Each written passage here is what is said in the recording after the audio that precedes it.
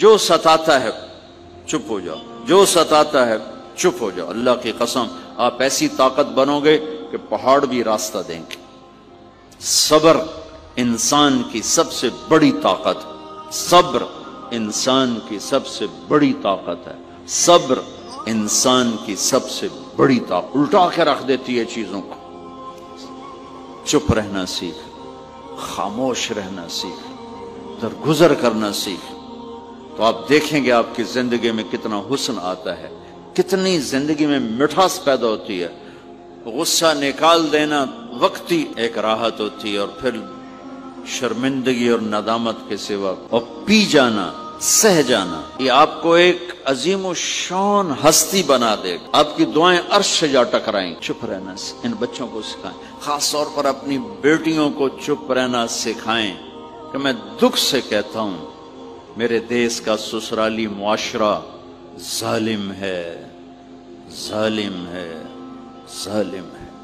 اس میں نہ کوئی نمازی کی قید ہے، نہ بے نمازی کی، نہ دیندار کی، نہ بے دین کی، نہ کسی پردے والے گھر کی، نہ بے پرد گھر کی۔ سسرالی معاشرہ بہت ظالم، جوائنٹ فیملی سسٹم عذاب بن چکا ہے، عذاب۔ پہلے ایک رحمت تھی یہ کہ سب کو اپنے حقوق حدود کا پتہ تھا، اب کسی کی زندگی میں دخل دینا یہ ہمارے اخلاق بن چکے ہیں، تو ہم اپنی زندگیوں کو خراب کر چکے ہیں، برباد۔ پھر اولاد کے ساتھ کیا کرنا ہے؟ میرے نبی نے حسن حسین کے ساتھ 7 سال گزارے، حسین کے ساتھ 6 سال، حسن کے ساتھ 7 سال علیہم السلام رضی اللہ عنہ۔ 7 سال میں بچہ سمجھدار ہوتا ہے، ایک نصیحت نہیں کی، ایک نصیحت، 7 سال ایک نصیحت نہیں پائیں گے آپ۔ اتنے بڑے نبی، اتنا بڑا انسانیت کا بوجھ، اور روزانہ ٹائم نکال کے بچوں کے پاس آ کر بیٹھتے تھے، ان کے ساتھ کھیلتے، کشتی کرتے تھے، اور بھائیوں کو لائن میں کھڑا کر دیتے تھے۔ تو حضرت جعفر جوانی میں شہید ہو گئے، ان کے بچوں کو عون، عبداللہ، محمد، ان کے 3 بیٹے تھے، ان کو بھی بلا لیتے اور ایسے ان کو لائن میں کھڑا کر کے پھر ایسے بائیں پھیلا، ہاں بھائی آؤ بھائی مجھے پکڑو، کون ہے جو مجھے پہلے ہاتھ لگائے گا، کون ہے جو مجھے پہلے ہاتھ لگائے گا۔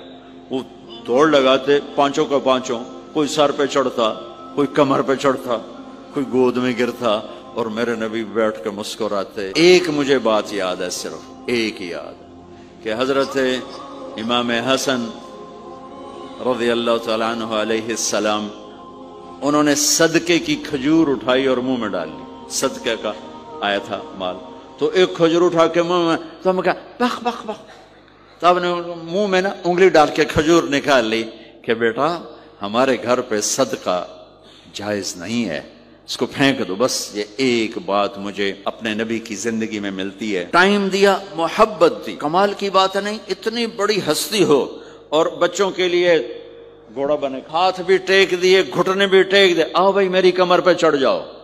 ان کو کمر پہ چڑھایا اور پورے کمرے میں چکر لگا رہے ہیں، چکر لگا رہے ہیں، اور پھر ان سے کہہ رہے ہیں ہمارا اونٹ کیسا؟ اونٹ متیا، سواری کو کہتے ہیں لیکن عام طور پر متیا عربی میں اونٹ کے لیے بولا جاتا۔ تو پوچھتے بچوں تمہاری سواری کیسی ہے؟